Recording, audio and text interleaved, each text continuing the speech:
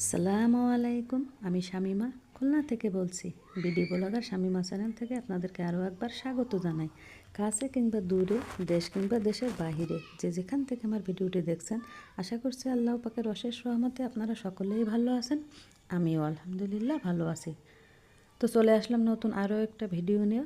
তা আমি আজকে ইউটিউবার রাজ ও শারমিন সম্পর্কে কিছু কথা বলবো, কারণ এই 1 মাস ধরে কিন্তু আমরা সোশ্যাল মিডিয়াতে যে ভিডিওগুলো দেখছি তাতে করে মনে হচ্ছে না যে শারমিন আর রাজের সংসারটা টিকবে। তবে আল্লাহ না করুক এরকম যেন না হয়, কারণ একটা সংসার ভেঙে যাওয়ার মসজিদ ভাঙা কিন্তু সমান কথা। আল্লাহ পাক যেন ভুল ত্রুটি যা হয়েছে উভয় পক্ষে সেটা যেন সমাধান করে নিয়ে যেন সংসারটা টিকে যায়, সেই দোয়া করি। তা আসলে কিন্তু প্রায় 1 মাস ধরে দেখছি যে হঠাৎ করে এত ভালো সম্পর্ক রাজ আর শারমিনের, সে সম্পর্কটা কেন যেন মানে দূরে সরে যাচ্ছে। তো শারমিন আর রাজের সম্পর্কটা কিন্তু ওরা ওরা কিন্তু ভালোবেসে বিয়ে করেছে। যদিও মানে সবাই থেকে বিয়েটা দিছে, কিন্তু শারমিন এবং রাজ দুজনকে কিন্তু পছন্দ করছিল, ভালোবেসেছিল। তো সেভাবে কিন্তু অনেক ধুমধাম করে বিয়েটা হয়েছে এবং শারমিন কিন্তু অনেক টাকা খরচ করছে এই বিয়েতে। আর সম্পূর্ণ কিন্তু সেটা শারমিনের নিজের টাকা, যেহেতু শারমিনের বাবা নাই আর ভাইরা তেমন কিছু ওইভাবে আসলে বড় কিছু করে না। তো শারমিন তো ভালো টাকা ইনকাম করে ইউটিউব থেকে। তা শুনছি যে ও নাকি 9 লাখ বা 10 লাখ টাকার মতো খরচ করছে। এটা হচ্ছে ওদের ফ্যামিলির মেম্বারদের কাছ থেকে শোনা ভিডিওতে। ইউটিউবে যে সময় মানে বিয়ে শাদী হয় সেই সময় কোনো এক ভিডিওতে আর কি শুনছি। তো দেখেন, একটা মেয়ে তো এত টাকা খরচ করে বিয়ে করে যে ডিভোর্স দেওয়ার জন্য না, অবশ্যই সংসার করার জন্য। তো দেখলাম বিয়ের পরে দুজনের অনেক মিল, খুবই হাসি খুশি। বা রাজ ভিডিও দেয়, শারমিন ভিডিও দেয়। হঠাৎ করে 1 মাস আগের থেকে দেখলাম যে শারমিন কোনো ভিডিও দেয় না, আর রাজ এসে বলল যে রাজ নাকি সুইসাইড করতে গেছিলো। ভিডিওতে এসে বলল, কয়েকটা ভিডিও করলো যে শারমিন আর তার মাঝে ঝামেলা হয়েছে। কী ঝামেলা হয়েছে অত ডিটেলস বলে না, কিন্তু শুনে যা মনে হলো যে খুব একটা মানে ভালো সম্পর্ক তাদের মধ্যে নাই, কিছু একটা হয়েছে। কিন্তু যেহেতু শারমিন মুখ খোলেনি, তো সেজন্য কিন্তু আসলে সব কিছু জানা যায়নি। আর একতরফা শুনেই কিন্তু সব কিছু বিচার করা যায় না। তো শারমিন মুখ খুলেনি কেন, তা তো আমরা সেটা এখন বুঝতে পারছি, আগে কিন্তু বুঝতে পারিনি। যে শারমিনের যে চ্যানেলটা ছিল, সে চ্যানেলটা নাকি রাজ নিয়ে এনেছে, হ্যাক করে ফেলছে, শারমিনের কাছে নিয়ে এনেছে।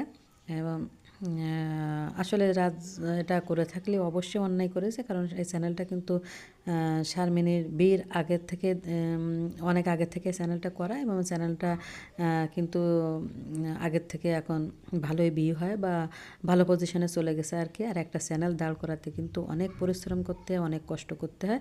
আর যারা ইউটিউব প্ল্যাটফর্মে কাজ করে তারাই কিন্তু জানেন যে এই একটা ভিডিও করে এডিট করে ভয়েস দিয়ে আপলোড করতে কত সময় লাগে, কত টাইম লাগে, কতটা কষ্টের। তারপরে সেটা যদি হয় যে ভালোবাসারই লোক সে আছে গায়েব করে দেয় চ্যানেলটা, তাহলে কিন্তু সে দুঃখ থোবার আর জায়গায় থাকে না।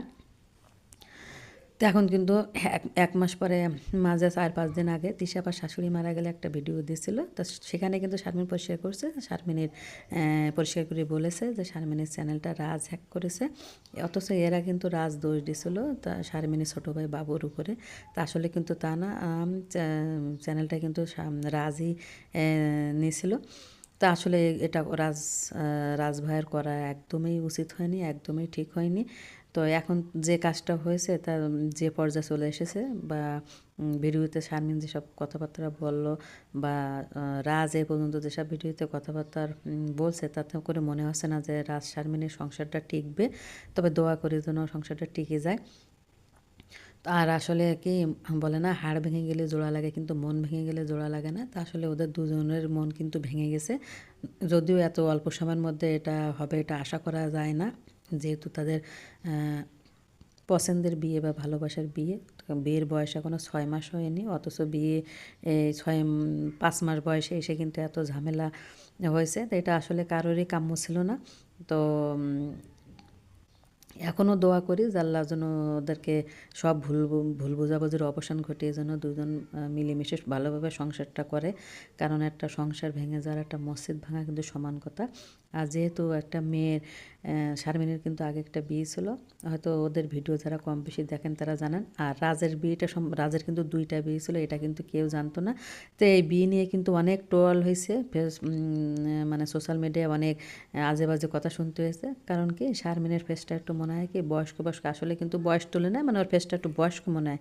আর রাজের কিন্তু বয়স তুলনায় একটু ফেসটা মানে ছোট ছোট মনে হয়। তা সবাই বলছে যে শারমিনের হাঁটুর বয়সে ছেলেকে বিয়ে করছে রাজকে। আসলে কিন্তু তা না, রাজ কিন্তু আগে 2টা বিয়ে করছে, তার 2 ঘরে 2টা বাচ্চা রয়েছে, তাহলে বোঝেন। হুম। তো এখন কিন্তু সব এই যে এদের গ্যাঞ্জাম লেগে যায় কিন্তু সব বের হয়ে আসতেছে তাগুলো আসলে, তবে এটা কিন্তু ঠিক না যে পারিবারিক বিষয়, ব্যক্তিগত বিষয় এগুলো কিন্তু সোশ্যাল মিডিয়াতে প্রকাশ করা ঠিক না। এতে উভয়ের সম্মানহানি হবে।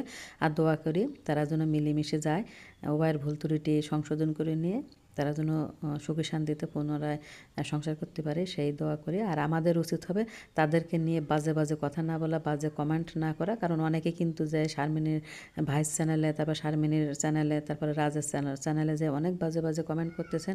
আসলে আমি জানি না আমরা মানুষ কেন এত খারাপ, যে একটা মানুষের বিপদের সময় কেন তাদেরকে এরকম খারাপ খারাপ কমেন্ট করবো। সবাই ভালো কমেন্ট করেন যাতে তাদের সংসারটা টিকে যায়। আমরা তো তাদের সংসার চালাই দেবো না, তাই না? বা তারা তো আমাদের সংসার চালাই দেবে না, কিন্তু আমরা তাদের কেন কটু কথা বলতে যাব, তাদেরকে নিয়ে খারাপ কথা বলতে যাব? কী দরকার আমাদের? আমাদের তো এগুলোর দরকার নাই।